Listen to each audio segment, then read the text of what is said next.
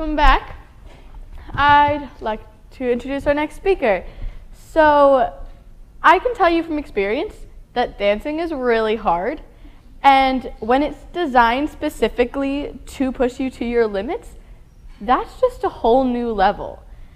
However, Lysandra de Padua was up to the challenge, and she actually came out of it alive. So please welcome.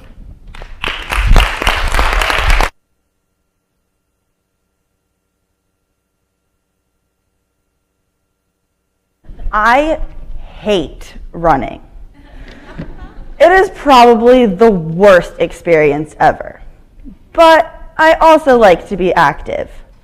I have spent my entire life playing sports, which oddly enough, mostly all involve running. For instance, I have been swimming all my life, but it's kind of hard to just get in a pool for a quick swim when you want to work out, whereas with running you could just walk outside. What is a form of exercise that isn't running, that's fun, and that doesn't make me want to cry? Zumba. Kind of perfect, huh? Zumba is a form of exercise that incorporates Latin rhythms and dancing into the workout. Knowing my background and upbringing, this is perfect for me. Growing up with a Brazilian father meant growing up surrounded by music with a good beat. He would try and teach me how to samba around my living room, and I was not having it. But bye, this is embarrassing. None of my other friends have to do this. Yes, whiny little 10-year-old Lysandra was not enjoying her private dance lessons with her father. But today, I am ever so grateful for them.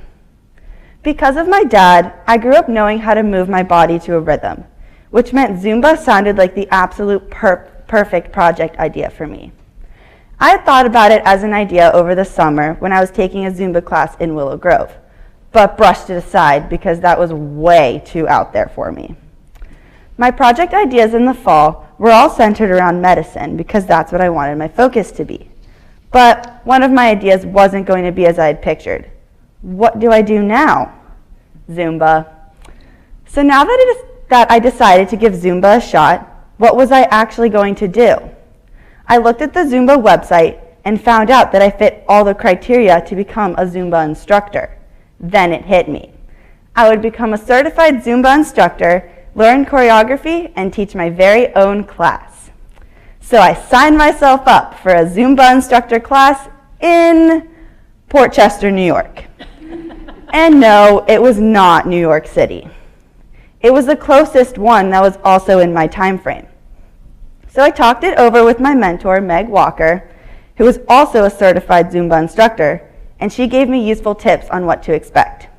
So I got up at 6 a.m. for a 2.5-hour drive by myself to Port Chester, New York. What an experience this was. I pulled into the one-street town, and of course the first thing I wanted was Starbucks. Good thing I left early. So I typed it into my GPS and drove to the nearest Starbucks about 10 minutes away, and realized halfway there I had crossed the state border into Connecticut. So I got my coffee in Connecticut and drove back to New York to find parking. I found the dance studio and went inside to start registering. I looked around me at the other people in my class. I was the youngest one there by at least 10 years. Oh well, I thought. I like being around older people anyways. The class started with an actual Zumba class led by Marcy Benavides. Now, let me tell you one of my new goals in life. To look like Marcy Benavides when I'm 43 years old. I went up and introduced myself to her and told her about my senior project. She was very excited about my project and told me her own daughter was the same age as I am and was also graduating this year. She also noticed my concrete Christ necklace and asked me about Brazil, so I told her about my dad and my connections there. It was so nice to talk with someone who was so passionate and energetic about their career. After chatting with the instructor and some of the other students in the class, it was time to start learning. The class was 8 hours long, but it went by pretty quickly. We went over the 4 core rhythms of Zumba: merengue, salsa, cumbia, and reggaeton. They taught us from hardest to easiest. And let me tell you, having never actually taken a dance class before, it was pretty difficult. The speed of merengue, the timing of salsa, and the machete in cumbia, and the going opposite directions with your arms and legs in reggaeton.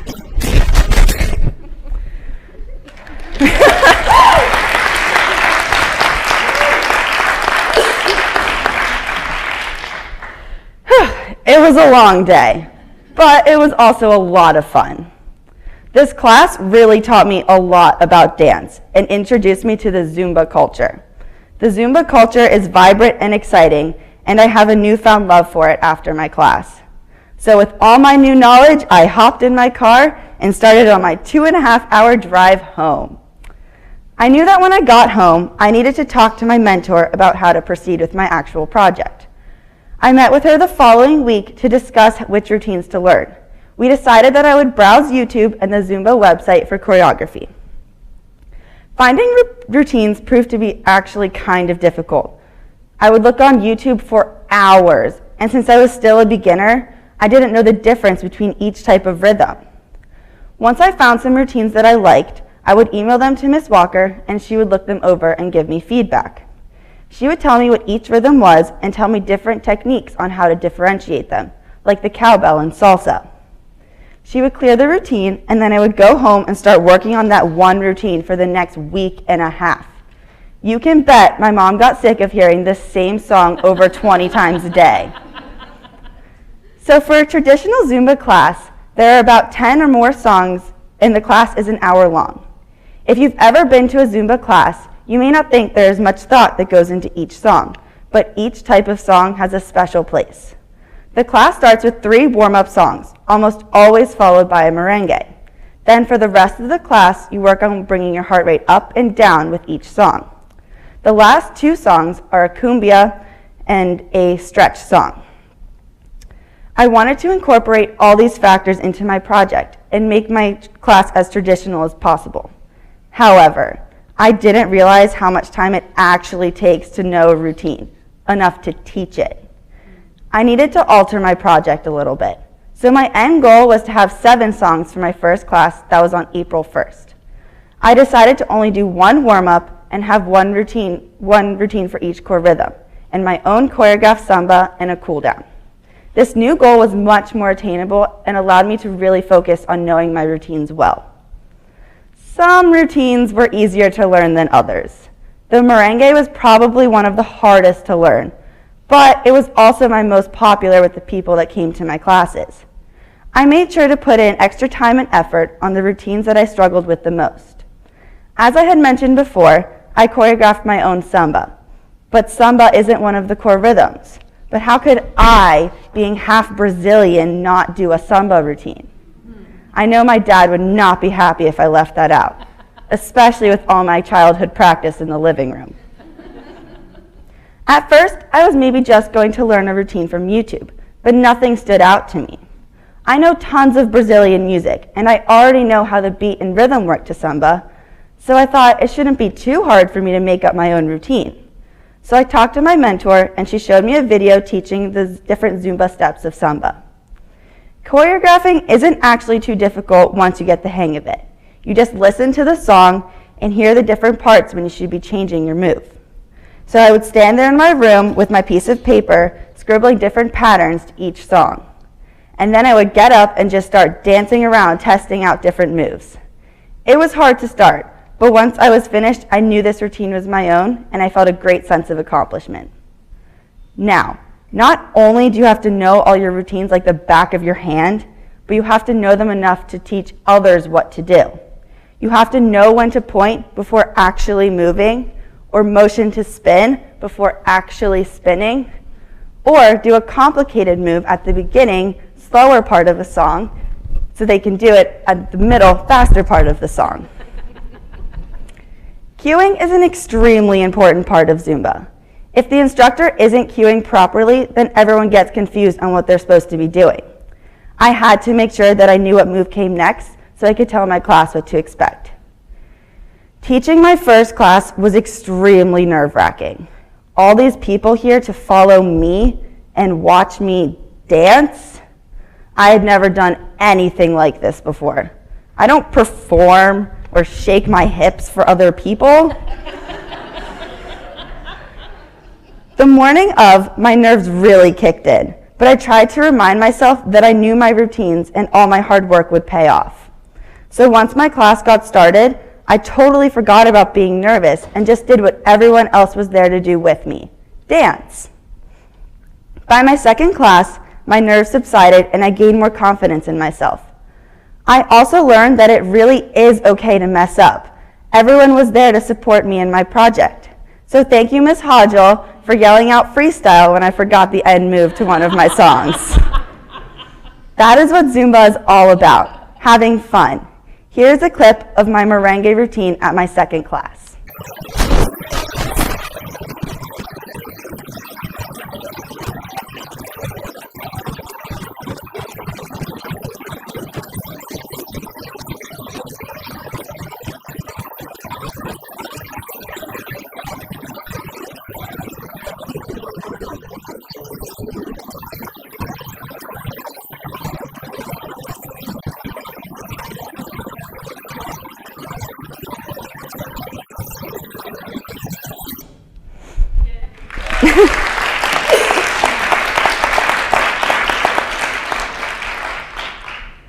When I decided on my project, I knew exactly what I wanted to do for my service piece.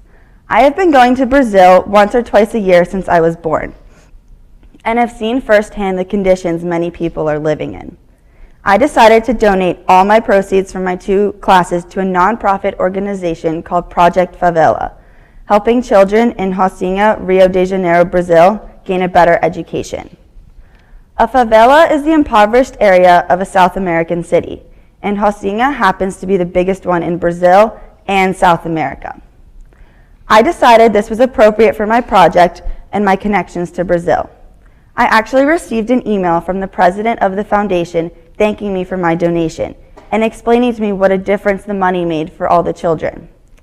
He told me that half of the money will go towards the operation and the other half will go towards a dance-related field trip for the kids.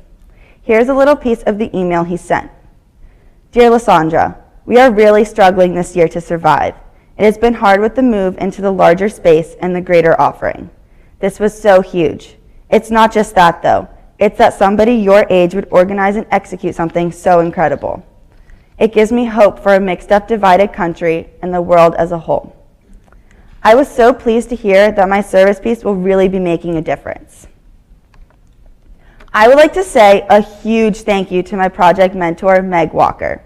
Not only is she a Spanish and history teacher, but she is yearbook advisor and now teaches Zumba for PE, plus all her Zumba classes she teaches during the week. She really took the time to help make my project great.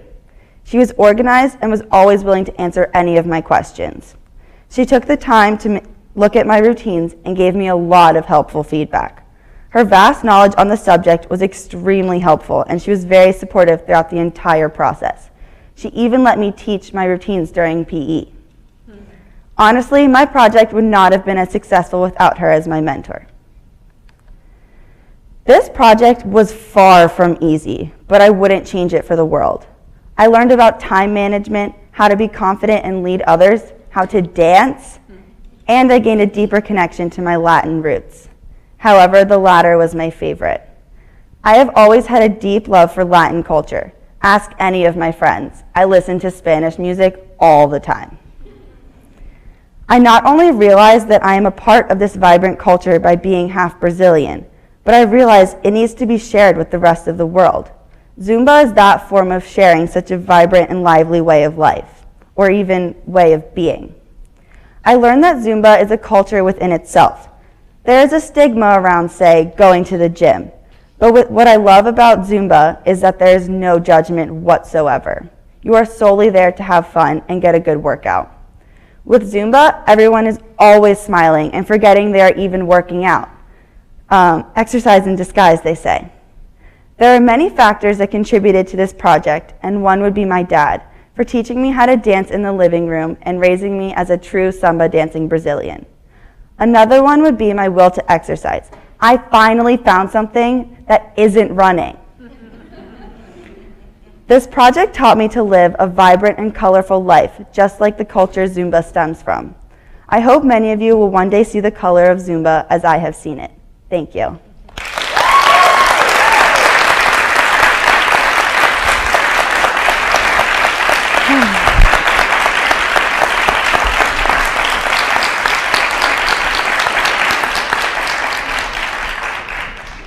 Any questions? Yes. Where can we sign up for a Zumba class? You can look for my Zumba class or for anyone's Zumba class. Probably yours. Well, I'm not teaching anymore, but if you just look online, type in Zumba classes into Google, and it'll come up like Zumba classes near you and teachers. Brielle. Could you translate that part of your poster? Oh, it says dancing for a cause. Brianna. What was your favorite rhythm to dance to? My favorite rhythm, probably cumbia or reggaeton, just because they're a little slower, and I like the songs to them. Yes. Did you ever figure out how many steps you used in a class? Like with a Fitbit kind of thing. How many steps I did? No, I don't have a Fitbit, but yeah, I'm assuming it'd be a fair amount. Yeah. Make sure you're 10,000. Yes. In the back.